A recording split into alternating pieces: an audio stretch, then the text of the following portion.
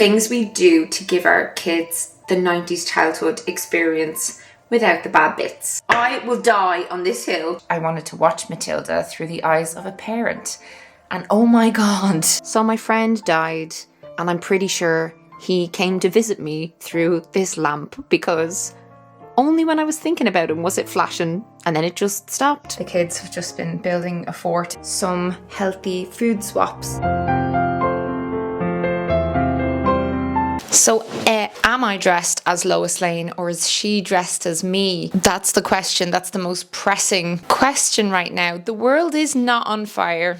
So if you're one of my Instagram followers, you might have seen one of the reels that I made about 90s inspired parenting without the bad bits. I made a couple. They've both gone viral. I have been inundated with requests for more reels, which are coming. I did an interview for The Guardian magazine about this. It's really blown up, and I think it's because a lot of us modern parents are craving nostalgia, yes, but a way to raise our kids that feels familiar, but that's also healthier than how we were raised. The world and what's expected of parents has changed a lot since the 90s. Back then, it seems like parenting was a lot more instinctual. It was definitely less scrutinized. Technology has changed everything. Not just the fact that lots of kids are given iPads, but parents often work remotely from home through devices. So they're trying to navigate children's exposure, and then there's smartphones sucking so many parents into them for hours a day, and Miss Rachel the babysitter, and just all the comparison culture on the internet. Like, we're bombarded now with research about brain development and screen time, the toxins in ultra processed food. And yes, it's brilliant that we have more knowledge, like, absolutely. Obviously, I am taking certain information that I've been learning on board, but I just wanted to touch on that, like the constant mental load and hyper awareness of modern parenting can be a lot. Not to mention the fact that many families are more spread out than ever before. So a lot of the community support that they often would have had in the 90s has been replaced by like online forums and Facebook groups and group chats, and neighbours, cousins, siblings, like, they're less involved. And that's across the board according to polls and stuff. So like, yeah, we're just looking for some familiarity. And the easiest way that I've found to bring that warm, familiar 90s childhood vibe into my home has been to consciously unplug. So yeah, in this monthly vlog, I want to focus sort of on showing you what that looks like for me. I would love to read loads of throwbacks to your childhood in the comments. That would make me very happy. Though I know some of you probably don't have many great memories of childhood. Back then, there were a lot of smacks. We were often told, stop crying. If we got angry, we just wouldn't be tolerated. Please feel free to share your negative stories and experiences as well. I think it's really valuable reading through different points of view, and I just love seeing the community connect with each other in the comments. It means a lot to me. We can agree that we all want to give our kids the best bits of the childhoods that we had, like the boredom that sparked our creativity, just the magic of growing up without constant overstimulation from screens. And we want to leave behind the parts that hurt us, the smacked hands, the because I said so, and the yelling, the shame. Yeah, I don't completely romanticize the past. I don't want it to come across that way. So much of the 90s, growing up in the 90s, was just incredible. I loved it. But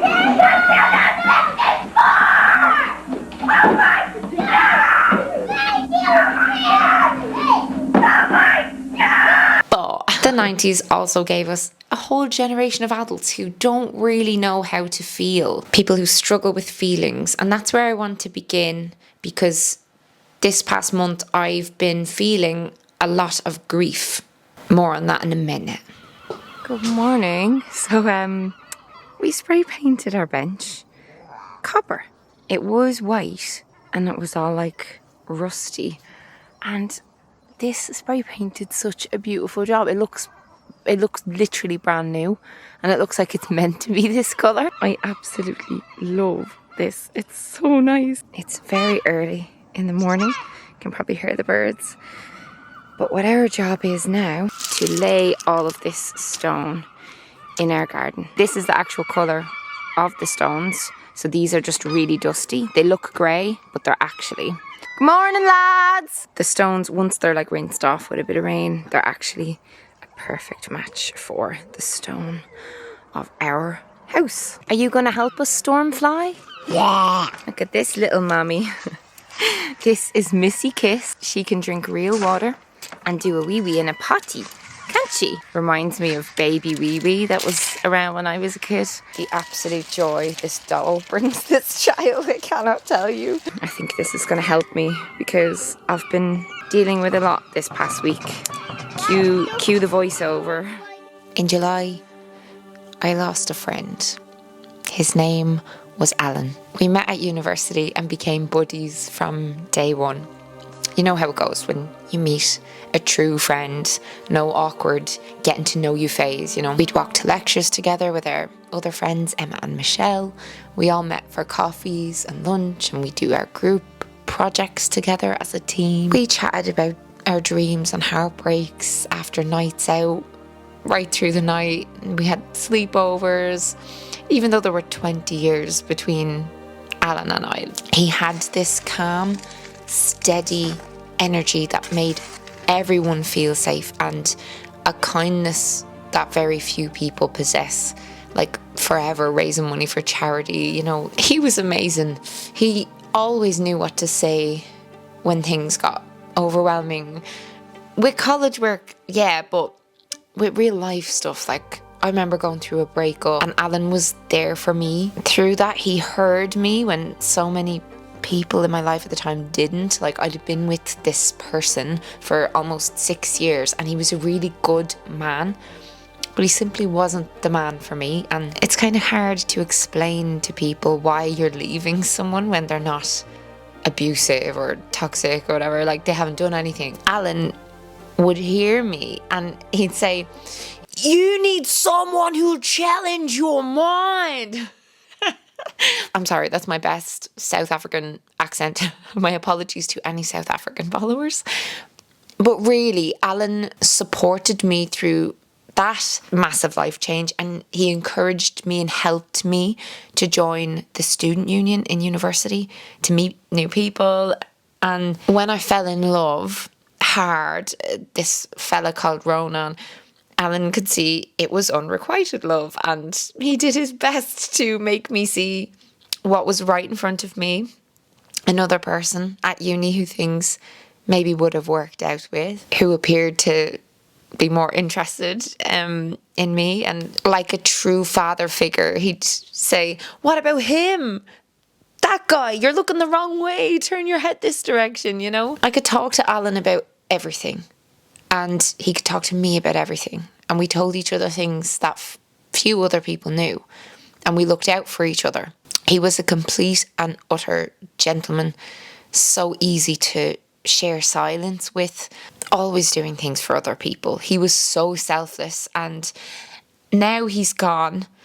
He passed away age 55. He was so young. As I record this, I've just attended his memorial. Today we sang along with his loved ones. We sang ABBA's Thank You for the Music. We both loved ABBA. And I cried and I cried, and I've not really stopped crying since I found out. Like, only when I'm doing am I not crying. It's like I need to be using my body or I start to cry. Not only because the world has lost one of the good ones, but because the emotional pain of realising I'm hitting that life stage where death is going to happen more often. You know, it's a really big pill to swallow. Spending quality time with people I love has always been the most important thing to me. Like, quality time and physical touch are my love languages, and I'm obsessed with every single friend of mine. But obviously when you have children and, you know, life happens and there's jobs and stuff gets in the way. But I've been really trying to prioritize seeing as many friends as I can, as often as possible, like dropping way more random voice notes and just checking in with people. I'm just realizing how quick time goes by. I'm really glad the last thing I said to Alan was that I love him. And that's the last thing he said to me. You know, I hadn't seen him in a while and I can't stop thinking about that. Up until now, I've only known a couple of people who died. And yes, I am young, but a lot of people I know are not. And grief isn't only a type of sadness. You know, I'm realising that it's layered with shock and longing and anger and confusion, and all those feelings get tangled together, and tears are kind of like a release valve for that. I know that biologically crying is good. Like, it helps regulate your stress, it releases good hormones, blah blah. But I still to this day am having to rewire my brain that it's okay to cry, and crying doesn't mean I'm weak, or like it's not bad, it's not to be feared, it's not to be pushed down. In the 90s, our parents often hid their emotions. Like, many of our folks were raised by people who were taught to just get on with it and repress their feelings. A lot of their parents were shaped by wars and those kinds of times when emotional repression was seen as necessary for survival. Self-regulation was equated with that suppression. Like, times have changed. People used to believe that showing sadness, anxiety, stress, especially in front of their kids, was inappropriate, and parents tried to appear unaffected a lot of the time. Obviously now we all know that children are incredibly perceptive and they can sense when something's off. Like, they pick up on micro expressions, tone of voice, body language, changes in routine, changes in energy in the room. I know for sure my parents tried really hard to hide their stress a lot of the time and different big feelings that they perceived as negative, but I could always feel the shift, and I actually ended up internalizing it and presuming I was the reason that they were angry or whatever, and obviously that's not what my parents wanted. Back then, therapy was massively stigmatized. People didn't have the mental health awareness that they have now, but having done therapy on and off now for like 17 years, I know that when emotions are suppressed rather than expressed, they often resurface as, you know, racing thoughts, insomnia, shame, disconnection, physical illness, even like real genuine pain. This guy, Dr. John Sarno, figured this out a long time ago, that a lot of back pain, neck pain, so much pain is stemming from repressed emotions that your subconscious has deemed like dangerous, and, you know, it send pains as like distractions. So fascinating. But yeah, my parents would push down their feelings, and then those feelings would explode out at times. I'm desperately trying to learn how to be emotionally honest with my kids and I'm practicing. I'm saying things like, I'm feeling a bit stressed today, but it's not your fault and I'm taking care of it. Or more recently, I'm feeling really sad because I miss Alan. It's okay to feel this way when someone we love is gone. Like, I collected my son I brought him to an art summer camp, and I went to collect him right after I'd just found out about Alan, and I couldn't hold the tears in as we were walking to the car. And when we got into the car, he saw me bawling and he just wrapped his arms around me and we had a little chat, and he was like 2 minutes later he was just fine, chatting away like normal. And it's beautiful. It's really healing having these conversations, but it's definitely not come naturally to me. Like, I didn't grow up with emotional literacy. Death and parenting have been big topics recently between my therapist and I. How to speak to kids about death. Why do I feel so terrified of crying in front of my kids? Where did this fear of emotions come from? And how do I actually identify emotions within my body and name my feelings? Or does it even matter at all if I can't name them or figure out why they're there? Do I just have to sit with them and allow them to pass through?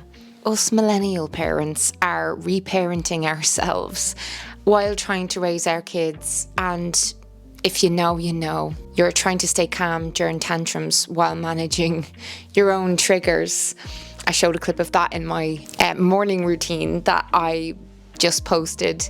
You're trying to figure out boundary setting when that wasn't really modeled for you. Like, I know as a child, if I crossed a boundary, you know, I'd be threatened with the wooden spoon. I remember my nana, God rest her soul, used to chase me around the kitchen with a wooden spoon. That was just the way of it back then. And you know, in the middle of it all, you're trying to be present and patient and loving when, you know, your nervous system is responding in the way that it learned to from being this high. And, you know, we're trying to break cycles here, everyone.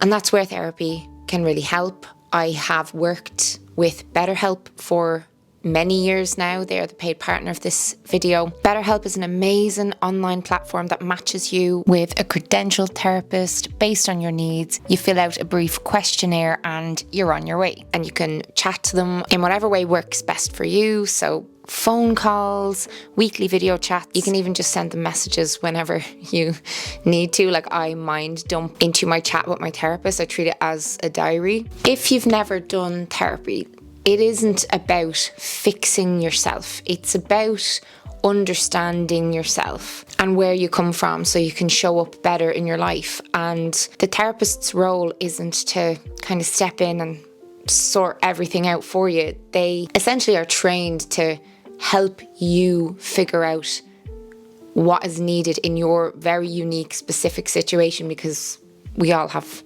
very different situations. That is why the things that are helping me in parenting might be different from what might help you. Like, some of the tools I've been given from my therapist to manage my own rage, for example, might not apply to you, but you might be dealing with a completely different problem, and I want you to get help for that. I know how hard it is when you've got bottled up little T trauma and it's impacting how you want to be as a parent. So yeah, if you're parenting while trying to heal, know that you're not alone. Know that professional help can make a massive difference in your life, and you can get 10% off your first month of therapy if you go to BetterHelp via my link down in the description box. I know I do social media as a job, but like I think the whole online world makes a lot of us feel like we're falling short because we're just seeing everyone's highlights and the nice moments. And yeah, it's important as mammies that we take care of our inner worlds like we do with our kids' outer worlds. Like we do so much for our children, and like, ask yourself, what are you doing for you to make sure that you are supported and you're moving toward being the kind of parent that you want to be.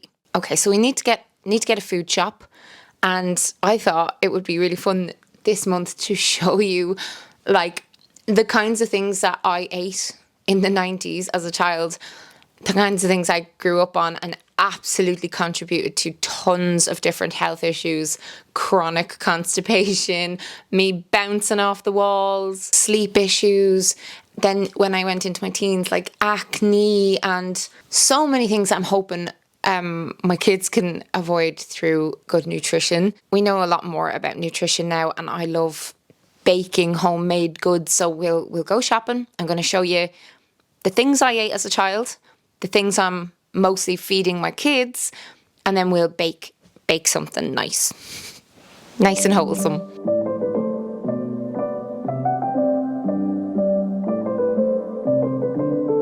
I'm back.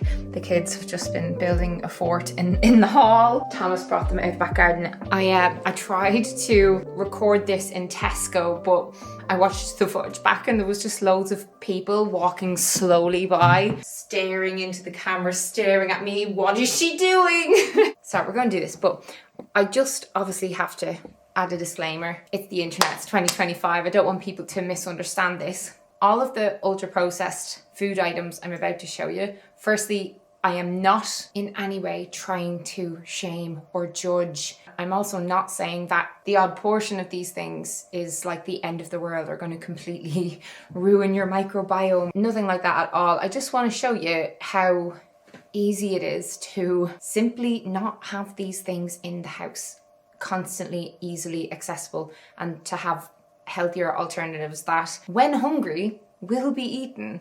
And when eaten in place of the ultra-processed things consistently, you do start to crave the more whole food versions of things, and you feel better, you've more energy, you've better skin, better mental clarity, like all of it. And the benefits are worth it. I'm very passionate about reducing or limiting ultra-processed food.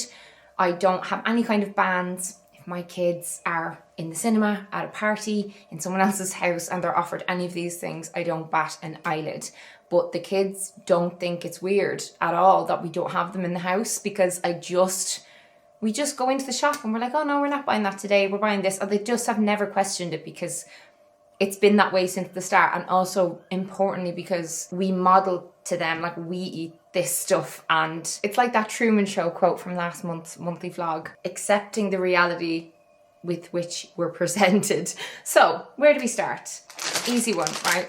Jellies, sweeties, any kind of jellies I was addicted to as a child, and any chance I got, I would beg my parents to buy some jellies. Jelly tots, jelly babies, penny sweets. They used to be, obviously, they'd cost a penny, a cent. It's showing my age now. I'm sure now it's like €1 per jelly. Instead, we offer dried fruit, like raisins or prunes. My daughter literally jumps up and down with excitement when I take one of these out of the press. And they've a similar texture, they've loads of sugar in them, but because they have fibre and don't have citrates and syrups and E numbers and all the rest, very different, more filling, like more satiating. Jaffa cakes. Who remembers the full moon, half moon?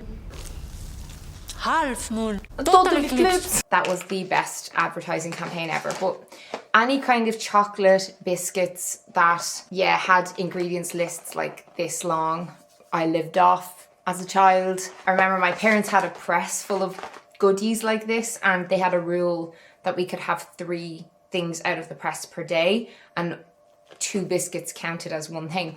We'd always take more than the 3 things. Like, they obviously were so busy with work and stuff, they probably didn't notice how much of it we were taking. Kids being kids don't have a press full of goodies within reach of a child. I really struggled with food right into adulthood because I was eating so much of this stuff. I never really understood like hunger cues.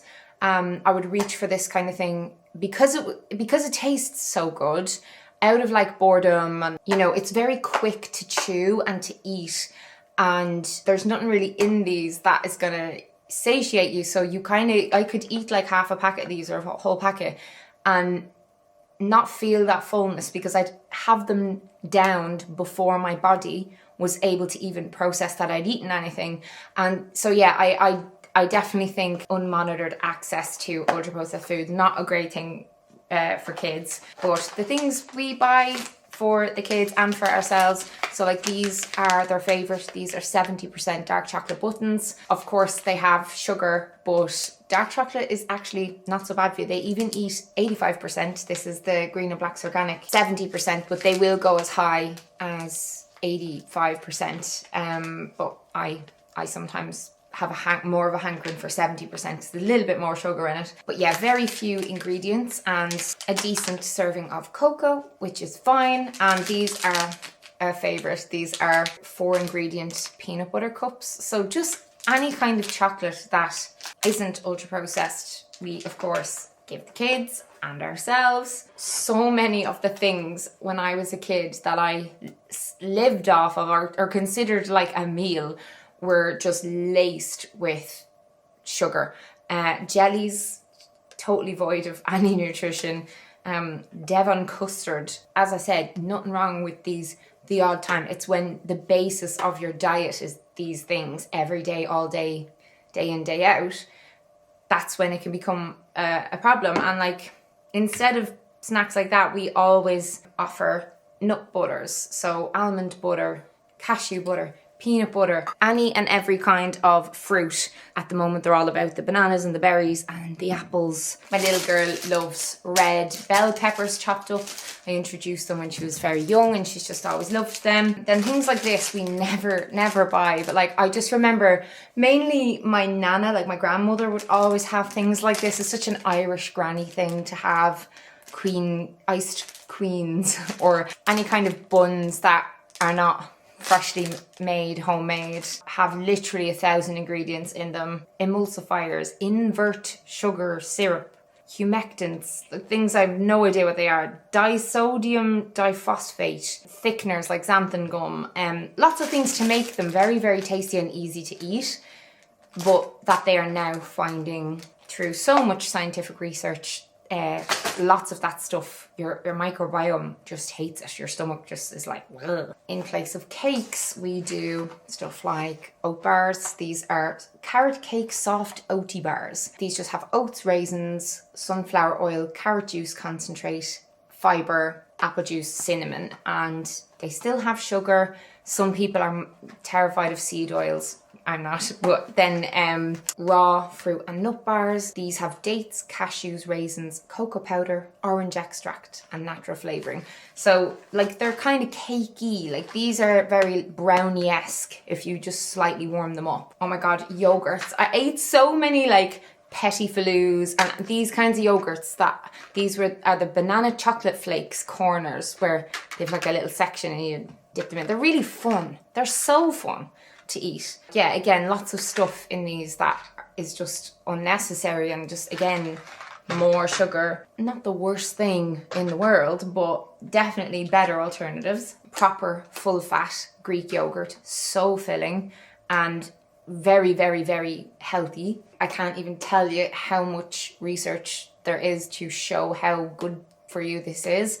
Obviously, if you're vegan, ignore this, but I sometimes would give my daughter this with pure Manuka honey, raw and unblended. If your kid is a bit more fussy, even just like one of these pouches. I hate that they're in plastic, but this one is a vegan friendly version. It's a yogurt alternative with coconut milk, so it's organic coconut milk with bananas, apples, rice starch and lemon juice, and the kids love them. Meat, my kids don't really eat meat, but like I know when I was a kid I loved Billy roll, is that what it's called? Billy Bear, yeah, these kinds of really processed meats, slices, these are diabolical for your health. I don't know where to start on processed meat, it's just so bad for you. I completely steer clear of processed meats.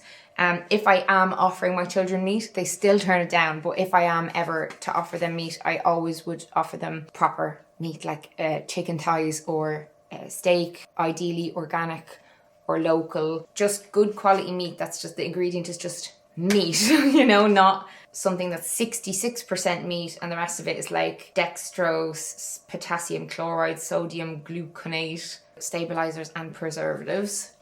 If that's your vice, fair enough. We all have a vice. I used to eat a lot of these kinds of cheeses, like slices of Calvita, and I love that they have not changed the picture of this girl. I hope she's getting paid well. Again, there's like 60% cheese in this, several emulsifiers, and yeah, no, like I do give the kids cheese, but I just get cheese. So the ingredients of this is cheddar, and then it has beta carotene added for colour, which is a very natural way to add a bit of colour. But just, yeah, look at the packet, and if it's like, wah, wah, wah, wah, or it'll say cheese. For breakfast, I used to love me some Pop-Tarts. And I tasted one of these again recently just for the crack, just to see what all the fuss was about. And they're rotten, like they're so manky.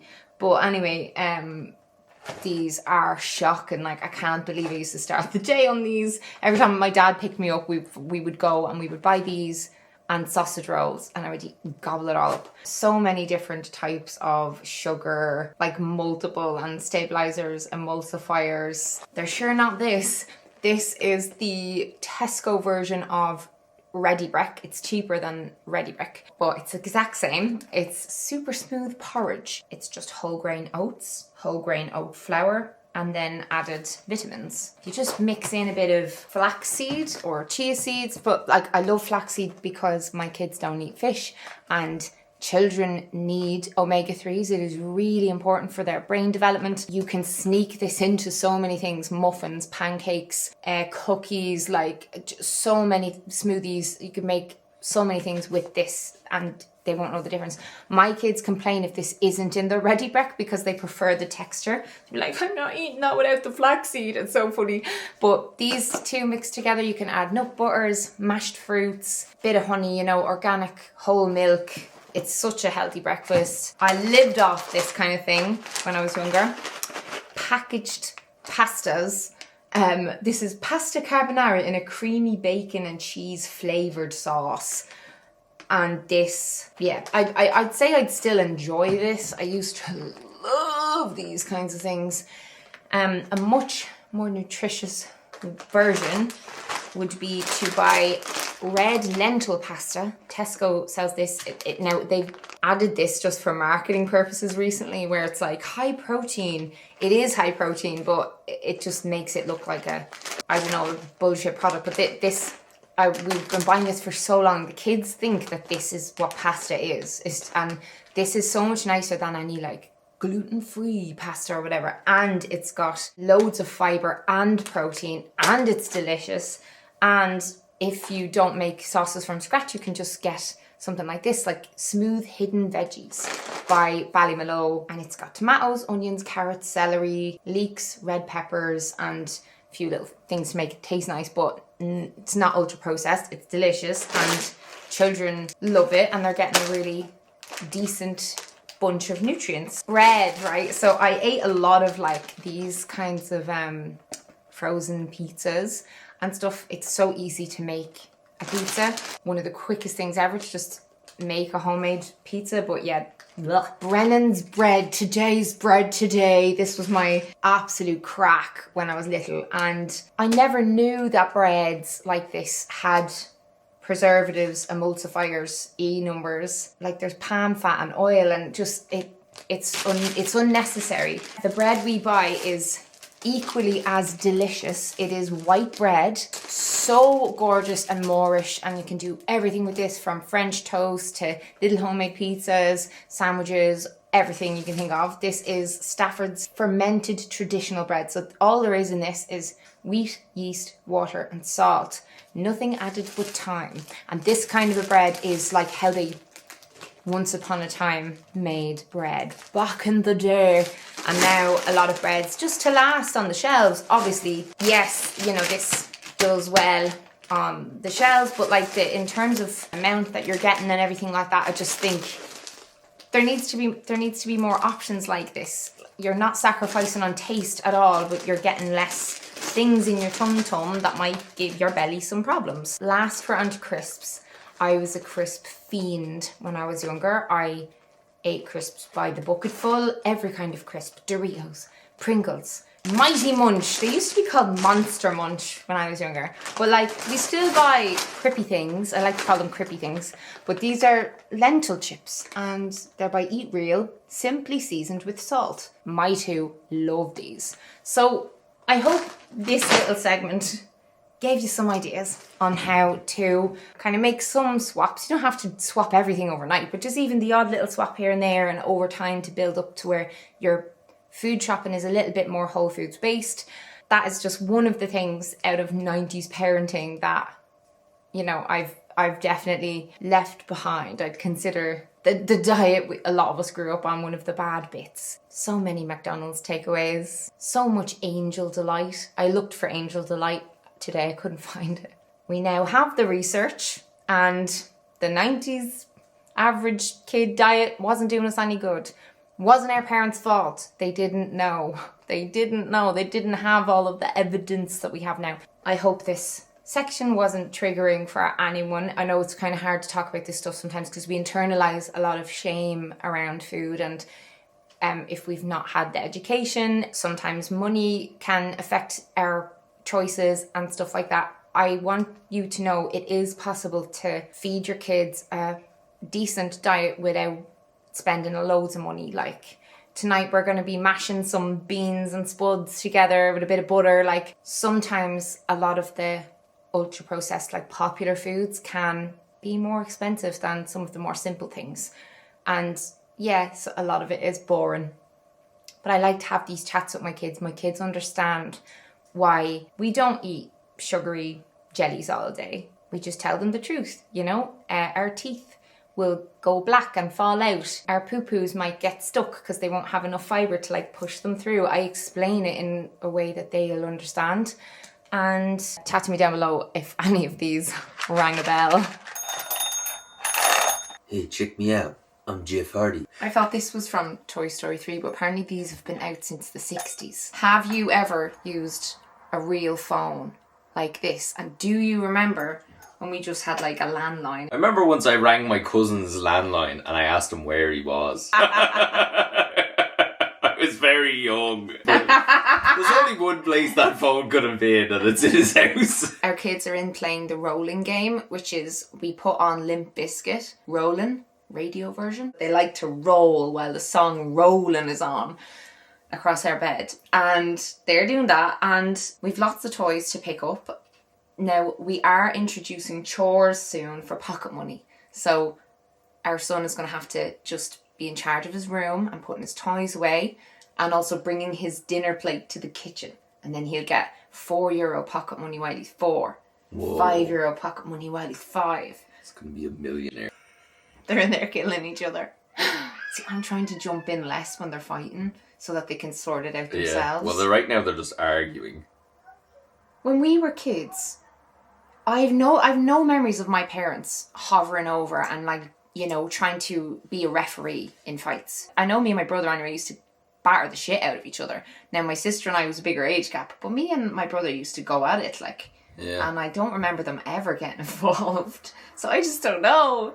What do you do? I think it's kind of a hangover because our youngest, for so long we were so afraid when she was a baby that he was going to hurt her. But now she's a lot more sturdy, but we're still constantly afraid she's well able for him. Yeah. Right now she's potty training. We're just after cleaning up a lot of poop. And she's starting preschool soon. But yeah, what are like the things from childhood that you want to give our kids, that I want to give our kids? Or what things do you miss or think about when you think about being a child? You've told me a lot of stories where you used to go to your granny's barn and just jump off hay bales. Yeah, we used to do a lot of just playing in hay, walking around fields, throwing muck balls at each other. You didn't live in a housing estate, so I'm really curious about this because I always lived in housing estates. So we had like community games, like the kids would all be just told to just go off for hours and you'd be outside and all the random kids in the estate just would come together and make up like playground kind of games. And we had kick the curb, kiss chase, and tip the can. It might have been different games in different places, but I got to do that a lot, like just go off and strangers, like children, and just like play. And we don't live in a housing estate, so our kids will probably have more of your childhood experience. Yeah. Which was... It was a lot of just wandering around in nature, climbing trees, wandering through fields. Just being the ditch kids. Did you ever play with pogs? I remember getting pogs, but never knowing how to play with them. I just got them because everyone else had them. And I was like, oh, look at these cool pogs. Same with the Pokemon trading card game. Like, that was like an actual game with like rules and everything. I never learned how to play it. I had so many Pokemon cards, I didn't have a clue what to do with them. I was like that with the Premier League stickers, so I was never into football, but everyone collected the Premier League stickers, and I'd be like, I have like 4 Eric Cantonas. Like, I'm so old that I collected stickers for the Fellowship of the Ring sticker book. And I fancied the Hobbits, and like I fancied Sam and Pippin, and I remember being like, oh, dreamy, in primary school. Did you have a Tamagotchi? I had a Tamagotchi, yes. Did you have a Game Boy? No, I wasn't allowed to have a Game Boy for like years and years, and then I was nearly at the age where you'd nearly start growing out of a Game Boy, and I got a Game Boy Advance with like a couple of games, but my mum and dad didn't really want me spending loads of time on it, so It was very much like, here's 2 games, you can play it for half an hour. Did you have a Furby? No. The original Furby. They were so scary and they just Furby is another thing that went completely over my head. I was like, I don't know why I would want this. Just woke me up in the middle of the night multiple times, gave me nightmares. Thomas got a skipping rope the other day and he was out skipping. Yeah. And it reminded me of how many hours we would pass skipping. Hi, baby. Hi, babies. You doing sneak? Oh, they're sneaking by. Oh. Are you guys lions? I loved board games so much. So many of my best childhood memories is like Snakes and Ladders. Guess Who was my obsession. Do you remember the Game of Life? No. Does anyone remember the Game of Life? No. It was like, you basically had this like little car and you had to drive it through a full life, and you get like a partner and you can get kids and you have to get a job. Are we and doing everything. the Game of Life now? Thomas didn't see much Disney. No. I grew up on all of the Disney movies, but Thomas... I saw Dumbo. I loved Dumbo. Your parents just didn't really buy DVDs or we didn't have that many videos. Tapes. I remember we had like a Looney Tunes video, and we had Dumbo on video. And do we have anything else? I think at one stage we had Space Jam on video or something like that. But yeah, we had very little on tapes. Did your dad ever build you a tree house? No, but he did build me a go-kart out of a fish box and a few pieces of wood and some buggy wheels. Someone had to push it and then you could like... It was great. I painted T44 on the side of it, whatever that means. My dad built us the floor of a tree house. I think my dad has ADHD too, so... He built us the floor. Childhood in the 90s, that's one thing, like, there was little to no awareness of neurodivergence. So, like, I feel like many of my struggles could have been easier or prevented if I had understood my brain when I was younger. Like, there was so many massive clues. The biggest clue should have been the hyper focus and like the obsessiveness that I'd get with one specific narrow issue.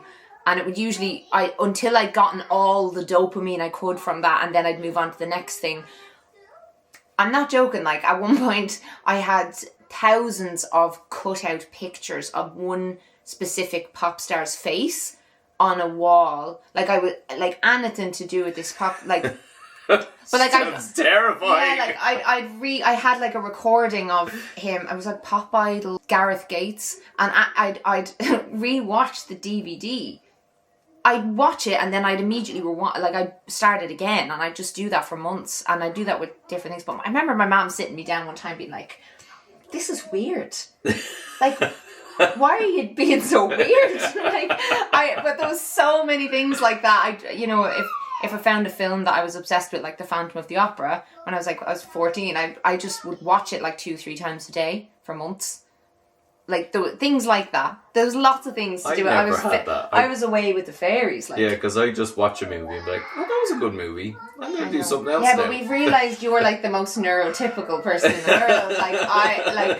world. I've never been able to just take like instructions and just follow them. Like very... certain things, very simple things. Like I'm intelligent, and I don't feel like an arsehole saying that. I know I'm a smart person, but it's just the way my brain works is very different, than the way it was expected it's to like in school. Plugging the car in to charge it. And I sent you a text with on exactly how to do it. But I look at it and it's like my brain immediately goes, bleh. My cravings for sensory input were off the charts. From a very young age, I'd constantly be chewing all of my clothes and things like that. There's always been like loads of different signs of it. Forgetfulness and just like being off in my head. And like parents just didn't know much about that kind of thing. And, as a result, like, kids with neurodivergence, there'll be more bullying in school and everything. I am glad that we know more about that so we can kind of look out for it in them. So far, no signs, really. Did you experience much toxic masculinity when you were in school? Yes. I was bullied until It wasn't physically possible to bully me again. I feel like, didn't someone light you on fire in school? Someone lit my I'm hair not on laughing. fire. It's just, you kind of have to laugh or you'll cry. Someone lit my hair on fire. Multiple school bags were sliced open with blades. Basket head. Look, guys, it's basket head. Bullying was very brushed off in the 90s as well, though. Like, it was just kind of, you know, boys will be boys, especially with boys. Like, boys' bad behaviour was forgiven, whether it was toward girls or not. It was just like, oh yeah, boys will be boys. Oh, stop crying, you're a boy. You know, there was a lot of that. I remember every time I went to the loo, I'd come back and someone would have always taken everything out of my school bag, turned the school bag inside out, put everything back in, and then zipped it closed. And it happened so often, it got to the stage that when it happened, I'd just leave it inside out and just carry it around the school inside out and then fix it right when it was time to go home. No. Because it was spend more time inside out than outside in. There's always going to be a bit of bullying and stuff for kids, but I do think it's just very different now. Like, there's a lot more awareness of emotions and, you know, children being non-conforming is kind of more, not even more accepted. Sometimes it's like cool, you know, if you're like a bit different, it's like, ooh, look at that guy. Whereas like in the 90s, if you were in any way different from like there was a specific haircut, specific shoes, like kids are more aware now of how bullying impacts other kids. I just think that there's just more talk about that. Oh yeah, there definitely is, because there was no talk of it really at all when I was in school. No, there was no anti-bullying campaigns when I was in school. Yeah, like, and if there was, even me who was getting bullied, be like, here we go. We've things to do. That was a nice chat. Yeah. Hello, my loves. So I am about to cook some dinner. I'm making a Mediterranean one-pot pasta from Drop Chef. This has olives in it, so it sounds delicious. I'm obsessed with olives, and yeah, it's fairly straightforward, so I figured I might as well vlog while I'm doing it because I wanted to talk through some things that we are doing to give our great things we do to give our kids the 90s childhood experience without the bad bits. I'll wait till that's boiled. Inside every snail shell is a tiny disco ball. So we're obviously leaving now, you know, the secondhand smoke, the lack of car seats, you know, when we all used to just kind of bounce around in the back. I remember my brother, until he was so tall that he couldn't anymore, he stood up in the back of the car with the seatbelt around him, and his hair, his curls would just be pressed into the ceiling of the car. We are leaving out the copious amounts of Sunny Delight. Do you remember? It turned out that was turning children orange. What was so shit about all that is, like, our parents thought they were giving us a healthy drink because of the marketing, and it was just like Coca-Cola. Like, we may as well have been just having the Coca-Cola. My favourite drink in the 90s was called Lilt. My grandmother always had Lilt, and it was so nice, and you can't buy it anywhere anymore. So yeah, no physical punishments. We don't do sleep training up in here. I don't believe in it. There's so many things about 90s parenting that we're leaving now. And there's things that we are all about. So right now I'm obviously cooking on my own just so I can film without absolute chaos. Normally I'm cooking with the kids, and we all cook together. And that's something I have really fond memories of, mostly baking with my grandmother. She would like bake apple tarts with us and stuff, and like, yeah, we'd all have chairs up to like the little island poking out, and we'd watch her lay out all the ingredients, and she'd teach us about the different ingredients, and it was just a lovely pastime to get to like make the dough and stuff like that. And I love baking with the kids, muffins and cookies and stuff like that, but I get them involved in preparing dinner, and I let them touch all the different, you know, veggies and stuff like that, even things that they haven't yet tasted because they're too nervous. Like they're kind of coming around to it. Sometimes they'll take a little nibble, or they'll just familiarize themselves with it. I love this service that we go through so many different types of veggies and herbs and foods that I'd never otherwise buy. Another one is like traditional playground games. Actually, I'm gonna come over here in case my voice is like echoey. But you know, like Ring-a-Ring-a-Rosy and musical chairs, stuff like that. You don't really do them at parties. Like we do them all the time. Like this is my brother. He was over yesterday. He was playing Duck Duck Goose with my son and I. Goose, goose. Both of us have to get him. And these kinds of games, they're brilliant because they teach them about taking turns and impulse control, bit of social awareness, you know, and even things that are not to do with the kids. Like I lean on people. For us, it's mostly grandparents. We used to have a bit more of a child-mindy setup when my daughter was a baby, but we don't have that anymore. They'd spend a bit of time with them a couple times a week, and they get to have that kind of unstructured time without parental observation, where I don't know, they just get that, you know, they get to experience different rules and different, you know, that bit of freedom that we had when we were kids, and it's without the risk of teenage babysitters in the 90s, you know.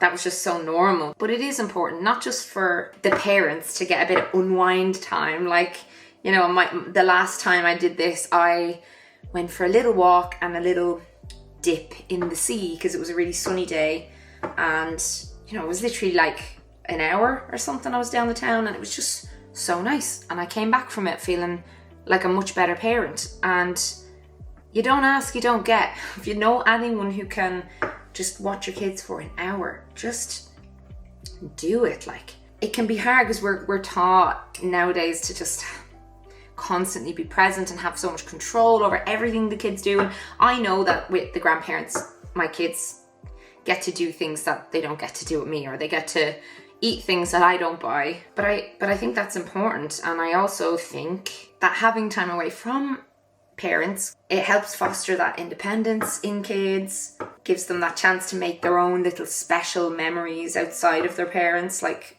we all got to do that, you know. This one is a biggie. A lot of you are probably gonna look at me like I have 10 heads, right? No iPads in restaurants or the car, ever. I will die on this hill.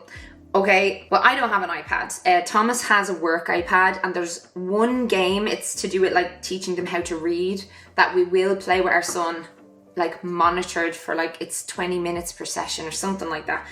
And it has to have a grown-up around for them to be able to use it, and that has helped him come on leaps and bounds with like letters. Like he can write his own name, even though he's only 4. Like it's been brilliant. It's called reading.com. But other than that, they get absolutely zero independent access to screens and apps and shows and games, and none of that. There's always someone with them, and it's the times are controlled and what they watch and stuff. It's not just that I'm concerned about algorithms and all that, like YouTube Kids, never happening. No.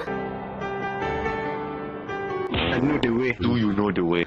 Like if they're getting YouTube Kids, I'm putting on one little video and then sitting with them watching it and then turn it off. But I just think that boredom that you get, like when you're sitting in a restaurant and you don't have a screen to just kind of like shut you up and completely numb you out to your, like get rid of your awareness of what's happening. You watch people, you watch interactions, you might ask questions about different things that are in the room, and so it's a learning experience every single time. It's a learning experience. If they're like, I'm bored, and I'll say, you know, I get bored sometimes too, and so that's when I just see what my brain comes up with, and they will come up with stuff to do. Like they will play with the coffee sticks and make shapes out of them and snap them up, and they'll play like the salt and pepper shakers, our characters game, or with the sugar packets. We'll play I Spy with colours. So I spy with my little eye something red, you know. I might bring crayons in my bag and they'll draw on napkins for ages. Their boredom triggers their creativity. And it's the same in the car. Like, you know, I want them to be just chatting away to each other, looking out the window, asking them about what they can see out the window. Let them sing songs. Let their minds wander. Let them think. Let them not be bludgeoned into just the delayed gratification. It teaches them patience. so many impatient little shits out and about there. You see it all the time, and they're like, I want it now. It might seem like an easy solution in the moment, but you're kind of setting yourself up then for a lifetime of impatience. Like, imagine an impatient 14-year-old. A 14-year-old who never ever learned to wait. I dread to think of what it would be like to become an adult being capable of tolerating boredom. We're already seeing it with a lot of Gen Zs who are like on their phones for 7 to 10 hours a day. And that's a real thing. Like, the statistics are shocking.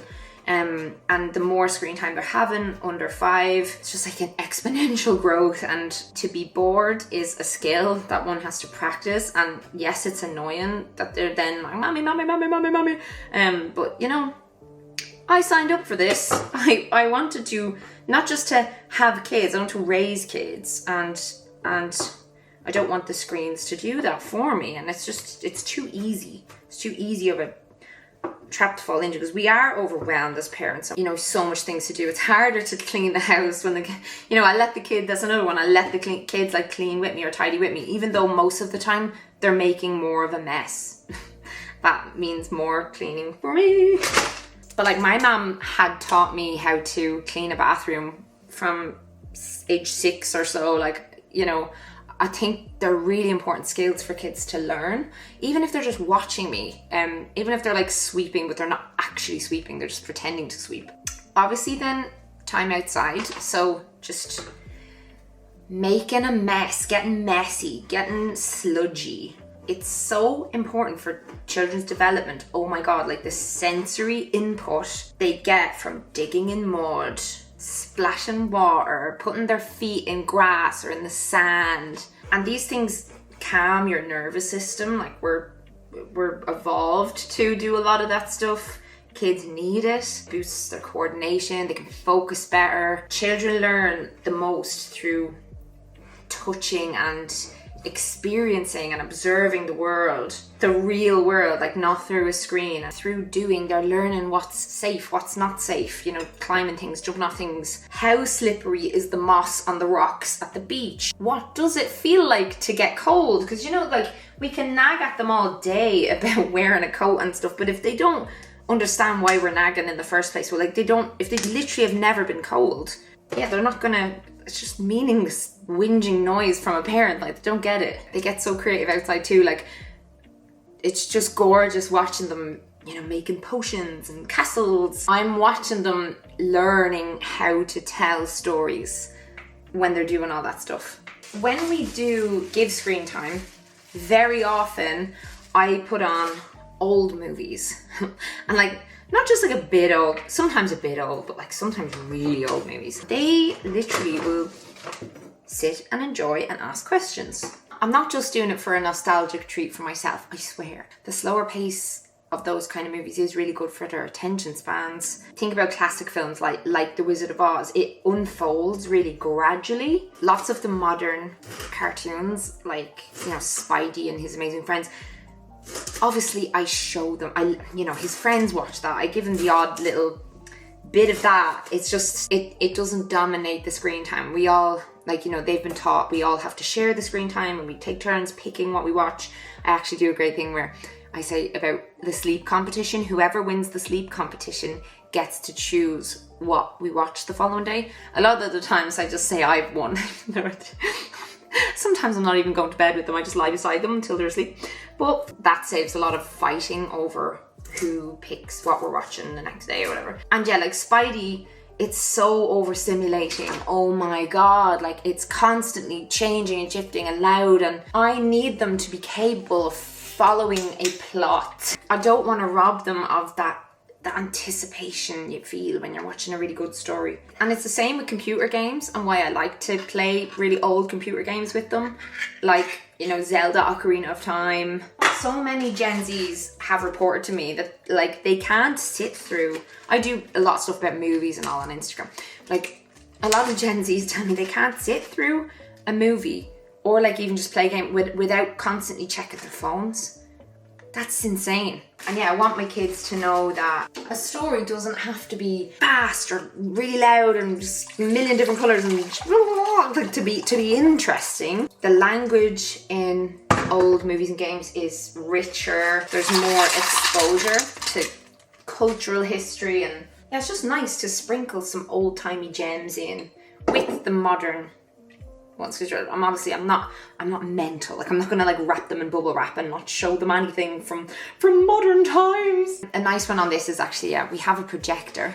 I've showed you that, but like there's less blue light. So if you're watching something in the evening with your kids, if you use a projector, it's less disruptive to their sleep. Yeah, I love watching like DVDs. If I still had all my videotapes, I would do the videotapes. By the way, this is what I've been working on.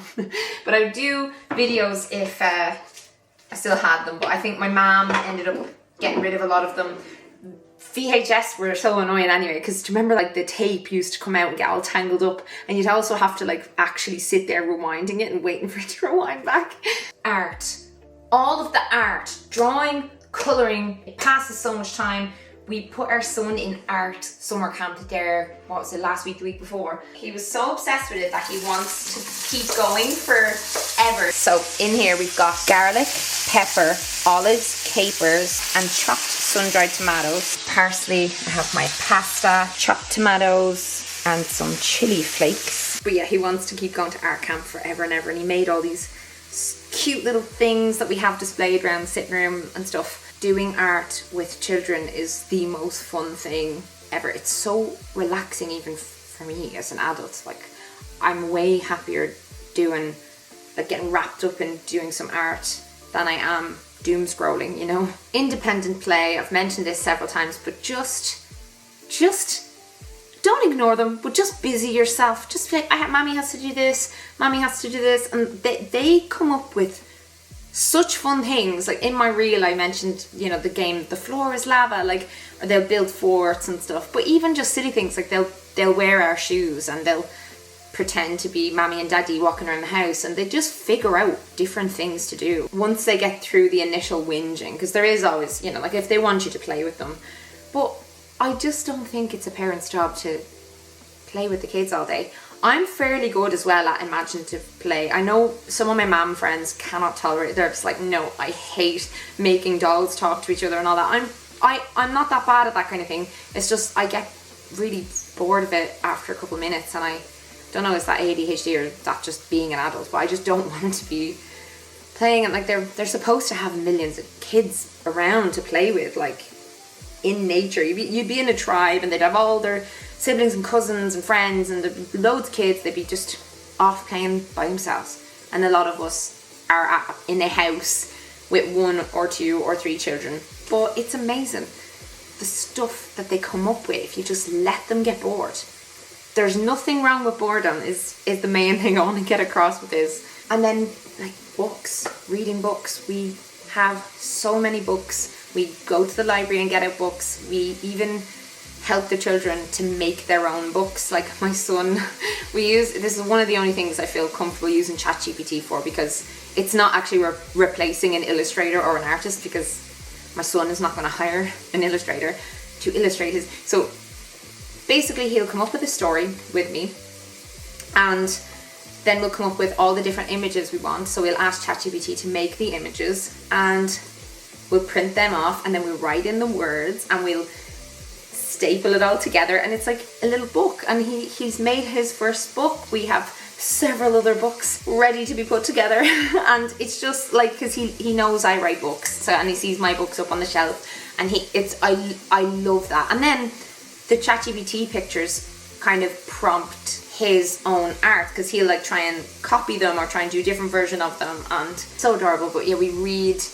to them in bed every single night, and sometimes when they're eating, like if they're feeding themselves, I just read them out a book. And yeah, my son is now, just while that's cooking, I'll show you, he's listening to a chapter a day of this book, and this is definitely for older kids, much older than 4. He's nearly 5, but like this is a big long book, and how far are we into it? We're on page 88, and it's one of the How to Train Your Dragon books. He has quite the collection of toys and books building up. Thank you, Cressidia, is that her name, the author's name? You have changed my child's life. His biggest live stream is to visit the How to Train Your Dragon land that they're putting in Universal Studios. I've explained how expensive that is, and he seems to think his pocket money is going to pay for it. Good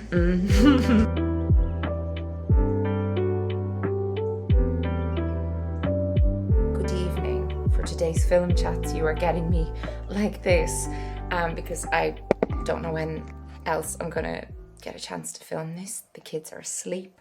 I have all of my notes from the movie, which I watched last night, and I've just had a wash. I did my red light therapy for my skin, and I'm about to, like, while I'm chatting to you, I'm going to be using this, my early birthday present to stimulate my vagus nerve. This is called nurosym.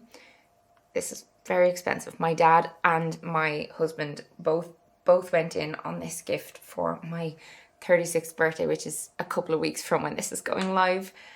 And what you do is turn her on, you set her to 30 or 60 minutes, you wet your tragus, so like that wee part of your ear, and you pop her on, and then you have to turn up the voltage. So basically this it's a medical device, tons of research behind it, and it chills out your nervous system, helps you relax, helps you go into the rest and digest parasympathetic mode that we all want to be in, and it is working. I wear my Oura ring, as so many of you know, looks like the ring from Lord of the Rings, but this tracks my sleep and my stress and my cycle. I love this so much.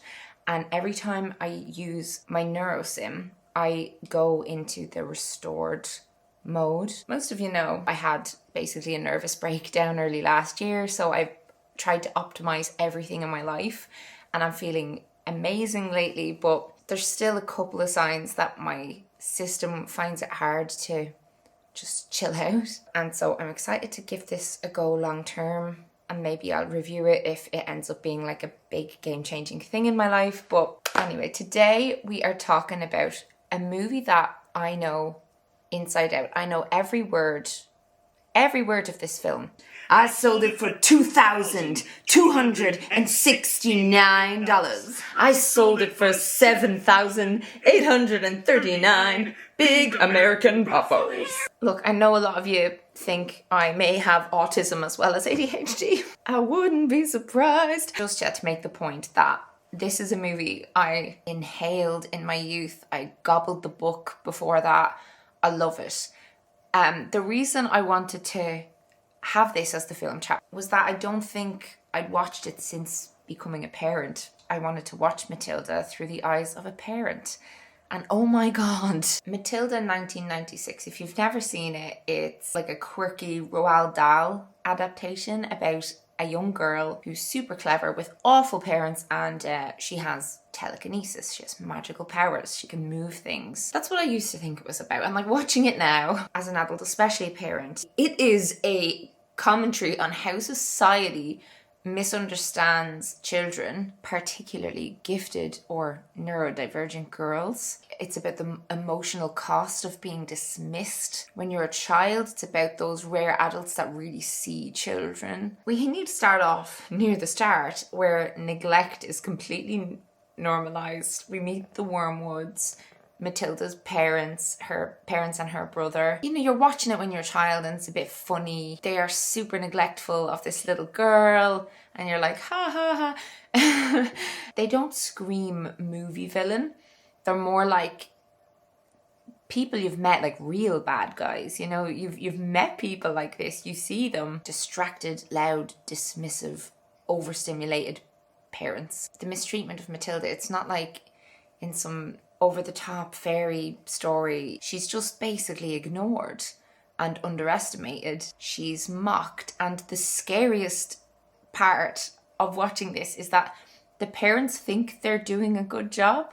Like, at no point are they portrayed as second-guessing their decision-making or their treatment of Matilda. So while it's obviously quite fantastical, the story, it does feel very real. I love that this movie is such a good explanation of the different parenting styles. Love it. Like, it maps out the three main parenting styles. For those of you who are not drowning in this kind of stuff on your Instagram algorithms, those parenting styles are authoritarian, authoritative. Proper gentle parenting would actually fall under authoritative, but a lot of people think permissive parenting, which is the third main parenting style, a lot of people think permissive parenting is gentle parenting, which it is absolutely not. Anyway, all these three parenting styles are embodied by different adults in Matilda. So authoritarian parenting, which is all about control, there's no warmth. Trunchbull. She uses fear to command obedience out of the children. Her rules are very rigid. Her punishments are disproportionate. She doesn't care about understanding the wee kiddies. She just wants them to be silent and still. She wants some houseplants.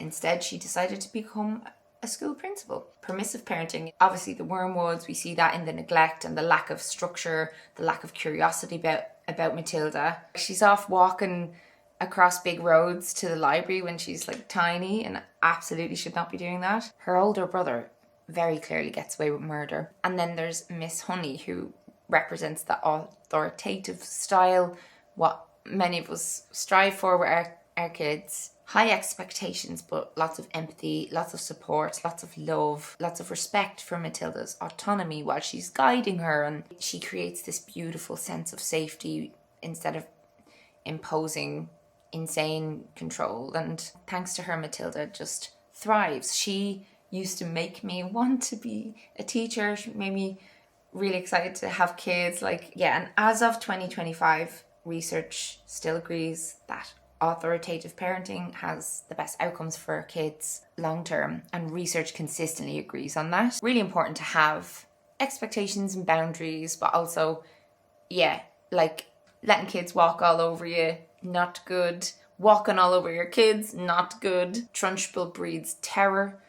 The wormwoods breed alienation. Miss Honey just nurtures Matilda's brilliance and is just there for her, and it's lovely.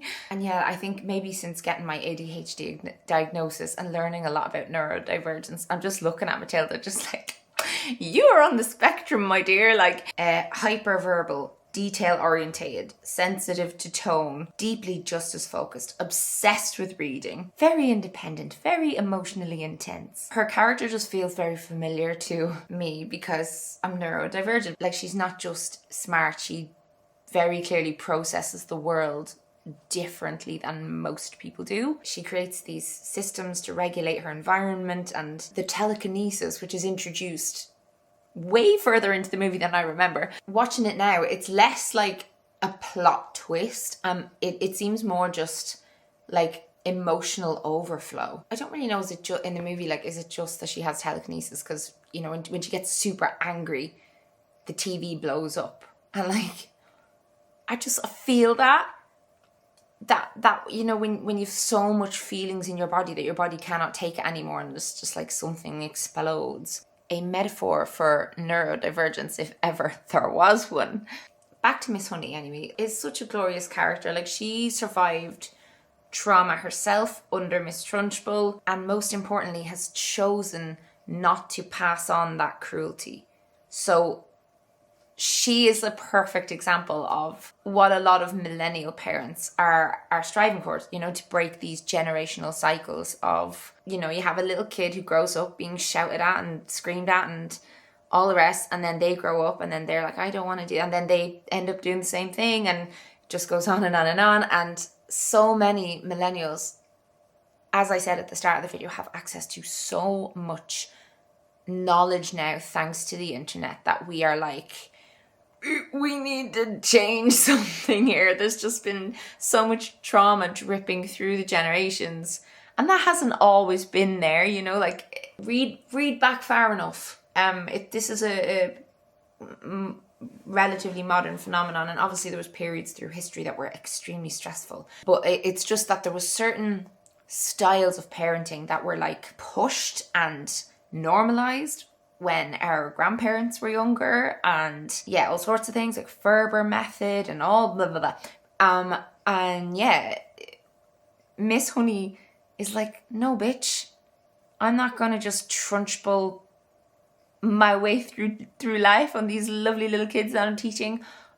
I'm breaking the cycle. It is so beautiful. She respects the children. She gives them attention and safety, and her arc is the emotional center of this movie. She goes from being this frightened little girl to being a protective caregiver. It's so lovely. She is the aspiration. And honestly, Matilda is the aspiration too. Like, I know she does things like, she's like, oh, I can punish my parents. And a lot of parents rewatching it, one person messaged me on Instagram. She was like, I was rewatching it with my kids and I saw their ears like tweak up at that part. But the thing I love about this film and all of that side of it, Matilda learns to discern between good adults and bad adults. I know there's no like fully bad person, but you know what I mean? Like, she's not blindly obedient. She doesn't just assume that all authority has been earned. And yeah, she challenges adults to abuse their power, even when it's risky. And I think that's amazing. Like, it's one of the most important lessons a child can internalize. Like, my son is 5. In 5 more years he'll be 10. In another, like 3 times his age, he'll be 15. Basically almost an adult. And I want him to grow up with a good judge of character and being able to, like, just a good bullshit radar, you know? I don't want to raise children who just always obey me no matter what, because sometimes I'm wrong. Sometimes I'm asking them or telling them to do something in a certain tone or I don't know, something that they don't want to do. And children have autonomy. Like, children are whole people. And this is part of why, like, I don't share my children's names. I don't share their, like, image. And I want them to be able to make that decision when they're older. Like, if they want to be online, fine. I want them to be able to actually consent to that. And consent means understanding what you're consenting to. I think that gets lost a lot when people are like, oh yeah, but my 12-year-old really wants to post on TikTok. They don't have a note. Are you going to let them have sex? Are you going to let them smoke or drink alcohol or get a tattoo? Probably not, because they don't understand. They don't know that AI can just pluck their face and their voice and everything and make a whole porn film. Like, ugh! And anyway, that, I know I'm pulling a lot from like something, but this, like, children being able to feel safe enough to question an adult who might be getting it wrong. Like, I love that my son will sometimes stand up to me, and he doesn't do it. Like, obviously sometimes he's being a child and he doesn't understand that, like, if he does not put on his shoes, we cannot go to the thing he really wants to go to. So then I'll be like, right, we're not going then, and he'll fight me against that, whatever. But what I mean is, sometimes I'll say something and I'll actually get it wrong, and he'll know I'm wrong, and he feels safe to be able to say that, you know. And I think he if he didn't feel safe, that would be a red flag. So yeah, I love this film. It's still funny all these years later. Danny DeVito is a king. It's weird. There's cake trauma. I feel like it's way more layered now, and we should all be aspiring to raise Matildas and to be Miss Honeys. It is one of the best family films ever made, and if you've not watched it, I hope you do. Maybe if your children are older. I think mine are a little bit young for it. I tried to show it to my son and he was absolutely terrified of Miss Trunchbull. But I'm going to leave it here. I will see you again in another video very, very soon. Please remember to comment down below and chat to me, because this is my core community who watch these vlogs. And please hit the like button. It makes a big difference. I know it probably seems like it doesn't, but if you have an account, log in and do like the videos. It does. All of those things add up. And hope this wasn't like an hour and a half long, but it probably was. And I would say sorry, but I'd be lying.